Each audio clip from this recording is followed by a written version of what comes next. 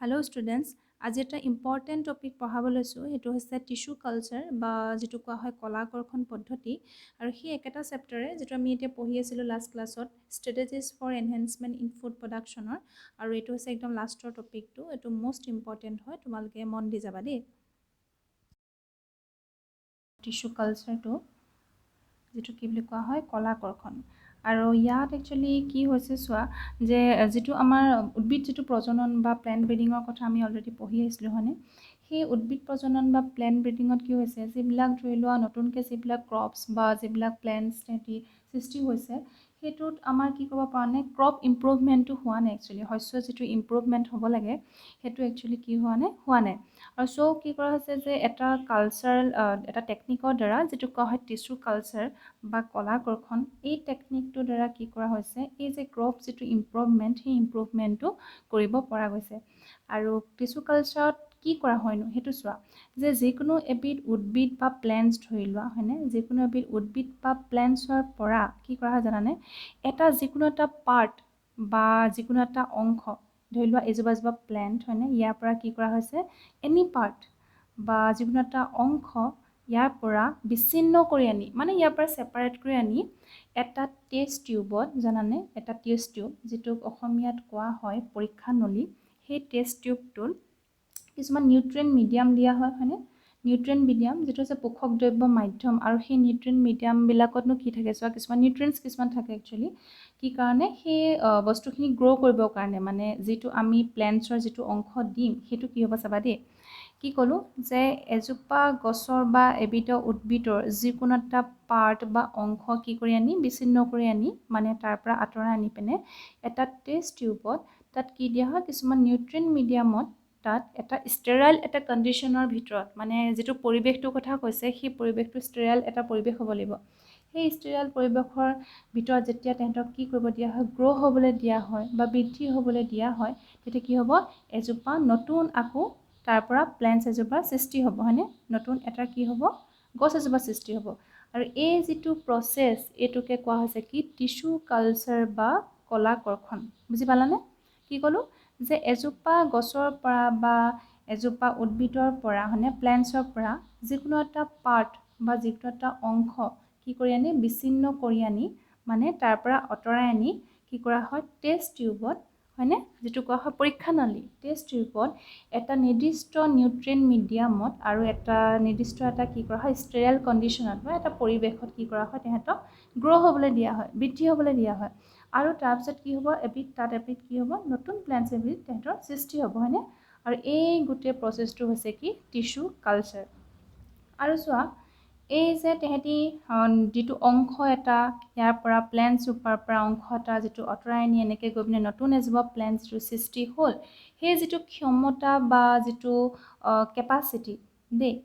সেই কেপাচিটিটো কোৱা হয় কি জানানে, টটিপটেঞ্চি, TOTIPOTENCY।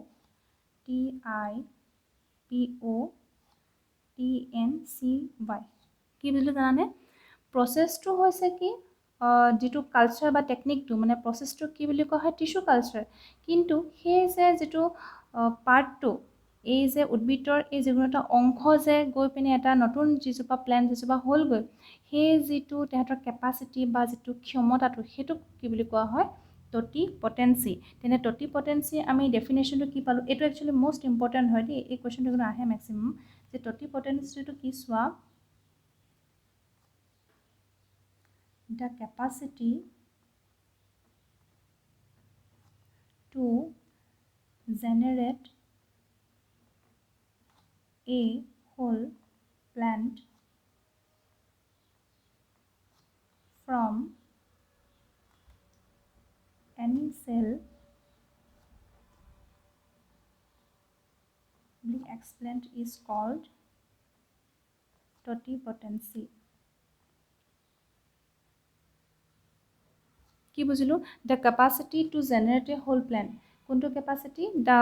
কেপাচিটিটো মানে যিটো ক্ষমতাটো, সেইটো কোনটো ক্ষমতা, to generate a whole plant, এজোপা নতুন প্লেণ্ট জেনেৰেট কৰিব পৰা যিটো ক্ষমতা, সেইটো from any cell oblique explant, from any cell, কি বুলি ক'লোঁ এই উদ্ভিদজোপাৰ কোনো এটা অংশ বা কোনো এটা কোষ এটা গম পালানে এই যিটো পাৰ্টটো যিটো বিচ্ছিন্ন কৰি অনা হয় সেইডোখৰকে কি বুলি কোৱা হয় এক্সপ্লেণ্ট দেই যিটো অংশৰ পৰা মানে নিউট্ৰিয়েণ্ট মিডিয়ামত দি পিনে এজোপা নতুন গছ সৃষ্টি কৰা সেই অংশটোক কোৱা হৈছে কি এক্সপ্লেণ্ট ঠিক আছে the capacity to generate a whole plant from any cell oblique explant is called কি টটি পটেঞ্চি এইটো ইম্পৰ্টেণ্ট এইটো মনত ৰাখিবা আৰু চোৱা যিটো নিউট্ৰিয়েণ্ট মিডিয়াম এটাত গ্ৰ' হ'বলৈ দিয়া হয় বুলি যে ক'লোঁ সেই নিউট্ৰিয়েণ্ট মিডিয়াম মানে যিটো পোষক দ্ৰব্য মাধ্যম সেইটোত একচুৱেলিনো কি থাকে যে তাত তেহেঁতি গ্ৰ' যে কৰে প্লেণ্টজোপা তাত একচুৱেলি কি থাকে চোৱা তাত কিছুমান কি থাকে কাৰ্বন চ'ৰ্চ থাকে কি থাকে বুলি ক'লোঁ কাৰ্বন চ'ৰ্চ হয়নে আৰু কাৰ্বন চ'ৰ্চ লাইক কি থাকে চোৱা যেনে শৰ্কৰা বা চুগাৰ থাকে বা কিছুমান তেহেঁতৰ কি থাকে ইনঅৰ্গেনিক কিছুমান চল্টছ থাকে যিবিলাকক কোৱা হয় কি অজৈব লৱণ ইনঅৰ্গেনিক চল্টছ হয়নে কি বুলি ক'লোঁ এইখিনি অজৈব লৱণ থাকে বা আৰু কিছুমান থাকে কি ভিটামিনছ থাকে বা এমিনো এচিড থাকে আৰু থাকে কিছুমান গ্ৰ'থ ৰেগুলেটৰ্ছ মানে কি বুজোঁ যে তেহেঁতি যিটো বৃদ্ধি নিয়ন্ত্ৰক দ্ৰব্য বুলি কোৱা হয় এইখিনিক মানে বৃদ্ধি হ'বলৈ গ্ৰ' হ'বলৈ হয়নে সেইটো হৈছে কি গ্ৰ'থ ৰেগুলেটৰ্ছ আৰু সেই যে গ্ৰ'থ ৰেগুলেটৰ্ছ বুলি কৈছোঁ সেইবোৰ লাইক কি চোৱা গ্ৰ'থ ৰেগুলেটৰ্ছ লাইক অক্সিনছ আৰু এটা হৈছে কি তোমালোকৰ চাইটোকাইনিনছ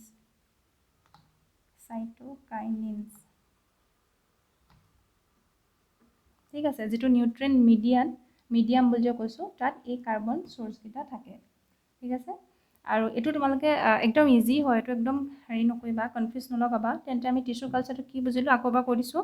যে উদ্ভিদৰ বা প্লেণ্টৰ যিকোনো এটা অংশ বিচ্ছিন্ন কৰি আনি সেই উদ্ভিদজোপাৰ পৰা তাৰপিছত কি কৰা হয় টেষ্ট টিউবত এটা নিৰ্দিষ্ট এটা নিউট্ৰিয়েণ্ট মিডিয়ামত হয়নে এটা ষ্টেৰাইল কণ্ডিশ্যনৰ ভিতৰত কি হ'বলৈ দিয়া হয় গ্ৰ' হ'বলৈ দিয়া হয় ঠিক আছে গ্ৰ' হোৱাৰ পিছত কি হ'ব এজোপা নতুন তাত এজোপা উদ্ভিদৰ সৃষ্টি হ'ব হয়নে আৰু সেই যিটো প্ৰচেছটো কি বুলি কোৱা হয় টেকনিকটোক টিচু কালচাৰ বা কলাকৰ্ষণ আৰু সেই কেপাচিটিটোক যিটো ক্ষমতাটোক নতুন যে এজোপা উদ্ভিদ হ'লগৈ হয়নে এটা অংশৰ পৰা সেই ক্ষমতা বা কেপাচিটিটোকে কি বুলি কোৱা হয় টটি পটেঞ্চি এইটোলৈকে হৈ গ'ল আৰু এটা আছে কি মাইক্ৰ' প্ৰপাগেশ্যন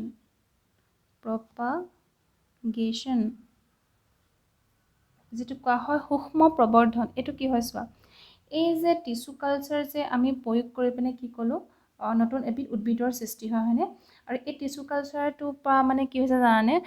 বহুত কম সময়তে বিভিন্ন ধৰণৰ অসংখ্য কিছুমান উদ্ভিদৰ সৃষ্টি কৰিব পৰা গৈছে ধৰি লোৱা লাইক এক্সাম্পল যেনিবা এজোপা কলগছৰ পৰা ধৰি লোৱা বছৰেকত 10জোপা কলগছৰ তেহেঁতৰ কি হ'ব পাৰে সৃষ্টি হ'ব পাৰে ধৰি লোৱা এজোপা কলগছৰ পৰা লাইক এক্সাম্পল দিছোঁ দেই 10জোপা কি হ'ব পাৰে কলগছৰ সৃষ্টি হ'ব পাৰে কিন্তু যদি আমি সেই টিচু কালচাৰ যিটো ইউজ কৰোঁ হয়নে টিচু কালচাৰ ইউজ কৰিলে কি হ'ব এই 10জোপা ঠাইত মানে আমি বহুত বেছি কৰিব পাৰোঁ ধৰি লোৱা এই তোমালোকৰ বুকত দিয়া মতে 2 লাখ দিয়া আছে জানানে আমি বছৰেকত 2 লাখজোপা কলগছ কি কৰিব পাৰোঁ সৃষ্টি কৰিব পাৰোঁ এই টিচু কালচাৰ টেকনিকটোৰ জৰিয়তে হয়নে আৰু চোৱা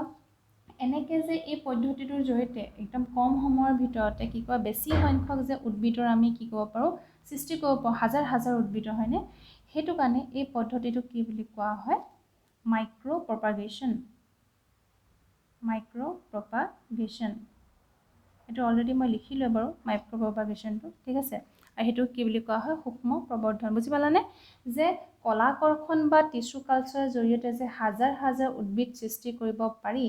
সেই উদ্ভিদ সৃষ্টি কৰিব পৰা পদ্ধতিটোক কি বুলি কোৱা হয় সূক্ষ্ম প্ৰবৰ্ধন বা মাইক্ৰ' প্ৰপাগেশ্যন এইটো তোমালোকৰ কনফিউজন লাগিছে চাগে যে সেইটো যদি টিচু কালচাৰ হয় আকৌ এইটো মাইক্ৰ' প্ৰপাগেশ্যন কেনেকৈ হ'ল চোৱা টিচু কালচাৰটো হৈছে কি এটা সূক্ষ্ম অংশ কাটি আনি পিনে বা এটা সূক্ষ্ম অংশ সৰু পাৰ্ট এটা আনি পিনে টেষ্ট টিউবত নিউট্ৰিয়েণ্ট মিডিয়ামত তেহেঁতি গ্ৰ' হ'বলৈ দি নতুন উদ্ভিদৰ সৃষ্টি হ'ল সেই প্ৰচেছটো টিচু কালচাৰ কিন্তু ইয়াত এজোপাৰ পৰা ইমান কৰিলে তাৰপৰা এনেকৈ গৈ এশমান কি হৈ গ'ল উদ্ভিদৰ যে সৃষ্টি হৈ গ'ল মানে কম সংখ্যাৰ পৰা যে বেছি সংখ্যক পৰা উদ্ভিদৰ সৃষ্টি হৈ গ'ল সেই যিটো দীঘলীয়া প্ৰচেছটো সেই প্ৰচেছটোক কি বুলি কোৱা হয় মাইক্ৰ' প্ৰপাগেশ্যন আৰু এই মাইক্ৰ'প্ৰপাগেশ্যনৰ জৰিয়তে যিবিলাক উদ্ভিদ সৃষ্টি হয় ধৰা, আৰু সেই প্ৰতিজোপা প্লেণ্টছতে কি থাকে জানানে, এই তেহেঁতৰ যিটো পেৰেণ্ট যিডাল মানে তেহেঁতৰ প্লেণ্ট আছিলে, পেৰেণ্ট যিজোপা প্লেণ্ট আছিলে, সেই প্লেণ্টডালৰ প্লেণ্টজোপাৰ নিচিনাকৈ সেই যিটো নতুন যিজোপা তেহেঁতৰ প্লেণ্টৰ সৃষ্টি হয় উদ্ভিদৰ, সেইখিনি কি হৈছে একদম তেহেঁতি জেনেটিকলি পূৰা ছেইম হয়, জিনীয়ভাৱে তেহেঁতি একদম একে হয়। আৰু সেইকাৰণে তেহেঁতক কি বুলি কোৱা হয় জানানে, ছমা ক্লনছ, SOMACHLONES। এইটো বুজি পালানে, যে মাইক্ৰ'প্ৰপাগেশ্যনৰ জৰিয়তে কি পালোঁ, যে কম সংখ্যকৰ পৰা একদম অসংখ্য সংখ্যকলৈ আমি কি পালোঁ, মানে এখিনিমান আমি কি কৰিব পাৰোঁ, উদ্ভিদৰ সৃষ্টি কৰিব পাৰোঁ, হয়নে। আৰু তাত যিবিলাক প্লেণ্টৰ সৃষ্টি হয় বা উদ্ভিদৰ সৃষ্টি হয়, সেই উদ্ভিদবিলাক তেহেঁতৰ যিটো পেৰেণ্ট যিডাল প্লেণ্ট আছিলে, মানে যিখিনি মেইন যিজোপা প্লেণ্ট হয়নে, সেই মেইন প্লেণ্টজোপাৰ নিচিনা তেহেঁতি কি হয় জেনেটিকেলি বা কি আছিলে জিনীয়ভাৱে হয়নে, জেনেটিকেলি তেহেঁতি এজ ইট ইজ ছেইম হয়। আৰু সেইকাৰণে ইহঁতক কি বুলি কোৱা হয়, ছমা ক্লনছ। আৰু এনেকুৱা পদ্ধতিৰ দ্বাৰা জানানে, বিভিন্ন ধৰণৰ আমাৰ যিবিলাক খাদ্য শস্য মানে ক্ৰপ, যিবিলাক বিলাহী হওক, কল হওক, আপেল হওক, তেহেঁতক কি কৰা হয়, এনেকৈ বহুত বিভিন্ন ধৰণৰ এখিনিমান তেহেঁতৰ মানে অসংখ্য মানৰ উৎপাদন কৰিব পৰা গৈছে এনেকুৱা পদ্ধতিৰ দ্বাৰা। এই পদ্ধতিটোৰ এটা ইম্পৰ্টেণ্ট এপ্লিকেশ্যন কি হৈছে জানানে, যে ধৰি লোৱা এজোপা প্লেণ্টছ হয়নে, ধৰি লোৱা এজোপা প্লেণ্টছ বা উদ্ভিদ, এই উদ্ভিদজোপা ধৰি লোৱা ৰোগাক্ৰান্ত, মানে ইয়াৰ মানে বেমাৰ হৈছে, ধৰা কিবা ডিজিজ হৈছে দেই। আৰু এই উদ্ভিদজোপাৰ পৰা কি কৰিব পাৰি জানানে, যিজোপা উদ্ভিদ সৃষ্টি হ'ব, সেই উদ্ভিদজোপা ডিজিজ ফ্ৰী এজোপা উদ্ভিদৰ বা প্লেণ্টছৰ সৃষ্টি কৰিব পাৰি। কেনেকৈ কৰিব পাৰি চোৱা, যে এইজোপা যিহেতু ৰোগাক্ৰান্ত বা তেহেঁতৰ ডিজিজ হয়নে, ডিজিজ ইনফেক্টেড প্লেণ্ট হয় এজোপা হয়নে, তাৰ পৰা কিন্তু ডিজিজ ফ্ৰী এজোপা প্লেণ্টৰ সৃষ্টি কৰিব পাৰি। কেনেকৈ কৰিব পাৰি, যে গছজোপা ডিজিজ বা কিছুমান ভাইৰাছ ইনফেক্টেড হ'লেও কিন্তু গছজোপা কি হয় জানানে, তেহেঁতৰ যিটো ভাজক কলা থাকে, বা ক'বলৈ গ'লে কি হয় মেৰিষ্টেম, ভাজক কলা বা মেৰিষ্টেম বুলি যিটো তেহেঁতৰ টিচু থাকে হয়নে, সেই মেৰিষ্টেম অংশটো কি জানানে ইনফেক্টেড নহয়। আৰু সেইকাৰণে এই মেৰিষ্টেম অংশটোকে কি কৰি বিচ্ছিন্ন কৰি এই গছজোপাৰ পৰা কি কৰা হয়, টিচু কালচাৰ কৰা হয়নে, টিচু কালচাৰ কৰি পিনে ইয়াৰ পৰা নতুনকৈ এজোপা প্লেণ্টছ তেহেঁতৰ লাষ্টত সৃষ্টি হয়গৈ হয়নে। আৰু এই যিজোপা প্লেণ্টছ বা তেহেঁতৰ যিজোপা উদ্ভিদৰ সৃষ্টি হ'ব, সেইজোপা কি হ'ব, ভাইৰাছ ফ্ৰী হ'ব বা তেহেঁতি ৰোগমুক্ত হ'ব হয়নে, ভাইৰাছ ফ্ৰী এজোপা প্লেণ্টছৰ সৃষ্টি হ'ল। আৰু চোৱা, তেনেকৈ চাইণ্টিষ্টসকলে কল বা কুঁহিয়াৰ, আলু এনেকুৱা বিভিন্ন ধৰণৰ ক্ৰপছৰ তেহেঁতৰ এই মেৰিষ্টেম যিবিধ কলা থাকে বা ভাজক কলা, সেই ভাজক কলাৰ পৰা তেহেঁতি কি কৰা হয়, টিচু কালচাৰ কৰি পিনে নতুন নতুন ডিজিজ ফ্ৰী প্লেণ্টছৰ তেহেঁতি সৃষ্টি কৰিব পাৰিছে বিজ্ঞানীসকলে। ঠিক আছে, নেক্সট এটা দিয়া আছে ছমেটিক হাইব্ৰিডাইজেশ্যনৰ ওপৰত, ছমেটিক হাইব্ৰিডাইজেশ্যন, আৰু যিটো কি বুলি কোৱা হয় কায়িক সংকৰণ হয়নে। আৰু এই কায়িক সংকৰণটো কি হয় চোৱা, ধৰি লোৱা এজোপা প্লেণ্ট আৰু এজোপা প্লেণ্ট দেই, দুজোপা ভেৰাইটিজ প্লেণ্ট, এজোপা বেলেগ প্লেণ্ট, এজোপা বেলেগ প্লেণ্ট হয়নে। আৰু এই প্লেণ্টকেইজোপাৰ তেহেঁতৰ কি থাকিব, নিজৰ নিজৰ কিছুমান ডিজায়াৰ্ড কিছুমান কেৰেক্টাৰ্ছ বা গুণ বা চাৰিত্ৰিক কিছুমান বৈশিষ্ট্য থাকিব হয়নে, বেলেগ বেলেগ বৈশিষ্ট্য থাকিব। আৰু এই দুজোপা প্লেণ্টছৰ যেতিয়া প্ৰ'ট'প্লাষ্টৰ যেতিয়া ফিউজড কৰোৱা হয় হয়নে, তেতিয়া আমি কি পাম, নতুন হাইব্ৰিড প্ৰ'ট'প্লাষ্ট পাম হয়নে, মানে জীৱবৰস, হাইব্ৰিড জীৱবৰস পাম ন। আৰু চোৱা, এই কি ক'লোঁ, যে এই দুজোপা ভেৰাইটিজ বেলেগ বেলেগ প্লেণ্টছ বা উদ্ভিদৰ প্ৰ'ট'প্লাষ্টৰ যেতিয়া ফিউজড কৰোৱা হয়, একলগ কৰোৱা হয়, তেতিয়া কি পাম, নতুন হাইব্ৰিড প্ৰ'ট'প্লাষ্ট পাম। আৰু নতুন হাইব্ৰিড প্ৰ'ট'প্লাষ্ট লাষ্টত কি হ'ব, ফাৰ্ডাৰ গ্ৰ' হয় বা ডাঙৰ হৈ পিনে কি হ'ব, এজোপা নিউ প্লেণ্ট হ'বগৈ হয়নে। আৰু এই যিটো প্ৰচেছ, এই প্ৰচেছটোকে কি বুলি কোৱা হয়, ছমেটিক হাইব্ৰিডাইজেশ্যন। আৰু এই ফিউজড কৰোৱাৰ পিছত আমি নতুন যিটো হাইব্ৰিড পাম, সেইটোকে কি বুলি কোৱা হয়, ছমেটিক হাইব্ৰিড, ছমেটিক হাইব্ৰিড। তাৰ কাৰণে তোমালোকৰ এটা উদাহৰণ দিয়া আছে বুকত, যে টমেটো আৰু এটা হৈছে কি পটেটো, ঠিক আছে এজোপা বেলেগ বেলেগ প্লেণ্টছ হয়নে বেলেগ বেলেগ ভেৰাইটিজ প্লেণ্ট এহঁতৰ নিজৰ নিজৰ কিছুমান ডিজায়াৰ কিছুমান কি থাকে কেৰেক্টাৰ্ছ আছে হয়নে আৰু এই টমেটো আৰু পটেটোৰ মাজত যেতিয়া কি কৰা হৈছিলে ছমেটিক হাইব্ৰিডেশ্যন যেতিয়া হয় তেতিয়া যিটো নতুন যিবিধ হাইব্ৰিড প্লেণ্টছৰ সৃষ্টি হয় আৰু সেই হাইব্ৰিড প্লেণ্টজোপাৰ নাম কি দিয়া হৈছিলে পমেটো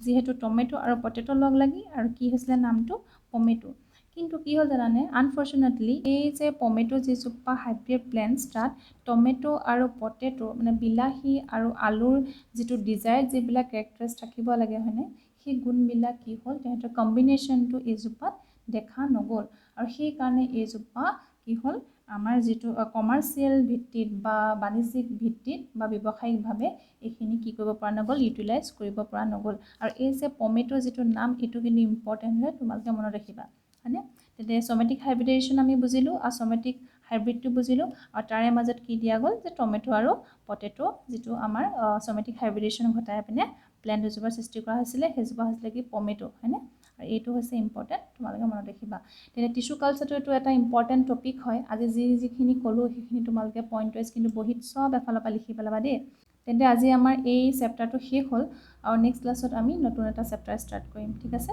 থেংক ইউ